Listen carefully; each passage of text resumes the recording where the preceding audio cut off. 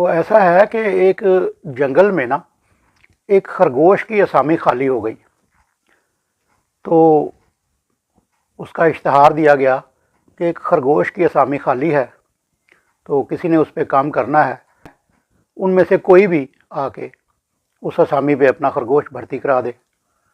تو جنگل میں سے بہت سے خرگوشوں سے رابطہ کیا گیا، لیکن سب لوگ اپنے اپنے کام سے خوش تھے۔ ایک ریچھ فارغ پھر رہا تھا، اس نے سوچا کہ بھوکا مر رہا ہوں، تو چلو میں خرگوش کی اسامی پہ بھرتی ہونے کی کوشش کرتا ہوں۔ تو اس نے کاغذات اپنے بنوائے بطور خرگوش، اور خرگوش کی اسامی پہ بھرتی ہو گیا اور کام شروع کر دیا۔ وہ اس کا جو مشاہرہ تھا، جو اس کا تنخواہ سمجھ لیں تھی، وہ اتنی کم تھی کہ خرگوش کے مطابق تھی، تو ریچھ تو زیادہ کھاتا ہے، لیکن اس نے سوچا بھوکے مرنے سے تو بہتر ہے۔ کچھ دن گزرے تو جنگل میں ایک ریچھ کی اسامی خالی ہو گئی۔ تو اب وہ ریچھ جو تھا وہ تو خرگوش کے ڈومیسائل پہ کام کر رہا تھا، تو ایک خرگوش ان دنوں میں فارغ ہو گیا۔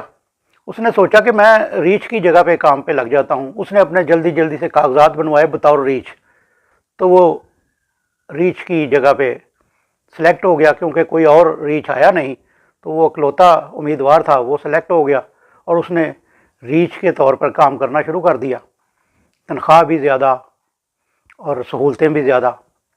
جب ریچھ کو پتہ چلا کہ یہ کیا ہو گیا ہے، ریچھ تو میں ہوں، تو اس نے خرگوش سے کہا، اس نے کہا نہیں بھائی، میں ریچھ ہوں، میرے پاس کاغذات ہیں، مجھے جنگل کے قانون نے ثابت کیا ہے کہ میں ریچھ ہوں، تو میں تو نہیں چھوڑوں گا زیادہ تنخواہ والی ملازمت۔ تو ریچھ صاحب جو تھے نا، وہ چلے گئے عدالت میں کہ جی یہ تو خرگوش ہے، یہ ریچھ کی اسامی پہ لگا ہوا ہے۔ تو خرگوش نے ایک لومڑی کو اپنا وکیل کر لیا۔ لومڑی عدالت میں پیش ہوئی، اس نے کہا جی یہ ریچھ نہیں ہے، یہ خرگوش ہے۔ اور ریچھ نے بہت کہا کہ آپ میری حالت دیکھیں، میری فزیک دیکھیں، میں ریچھ ہوں۔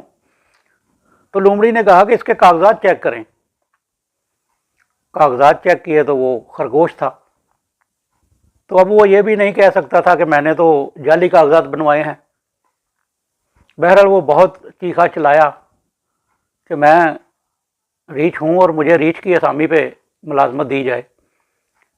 اس سارے معاملے کے بعد عدالت اس نتیجے پہ پہنچی کہ چلو یہ بہت زیادہ احتجاج کر رہا ہے، اور اس کے ساتھ والے کئی ریچھ احتجاج کر رہے ہیں کہ یہ ریچھ ہے، تو اس کو ایک کمیٹی کے سپرد معاملے کو کر دیتے ہیں۔ تو 6 چیتوں پر مشتمل ایک کمیٹی بنا دی گئی کہ وہ فیصلہ کرے گی، اس کے سامنے یہ پیش ہوگا، یہ اپنی فزیک دکھائے گا ان کو، تو وہ فیصلہ کریں گے کہ یہ ریچھ ہے یا خرگوش ہے۔ 2-3 دن بعد جب بھی وہ ہیئرنگ فکس ہوئی، وہ چیتوں کے اس 6 چیتوں کے جو کمیٹی تھی اس کے سامنے پیش ہوا، جا کے اس نے بتایا کہ جی میں ریچھ ہوں۔ تو چیتوں نے اس کی طرف غور سے دیکھا، تو پھر وہ کچھ نہ کہہ سکا، خوف زدہ سا ہو کے باہر آ گیا۔ باہر جو اس کے ساتھی ریچھ کھڑے تھے، انہوں نے کہا کیا ہوا؟ تو اس نے کہا یار چیتوں کے سامنے کون بولے، تو میں تو اگر کہتا ہوں کہ میں ریچھ ہوں تو میں نے وہ کہیں گے کہ آپ نے کاغذات جعلی بنوائے، مجھے اس کیس میں مار دیں گے، تو میں خرگوش ہی ٹھیک ہوں۔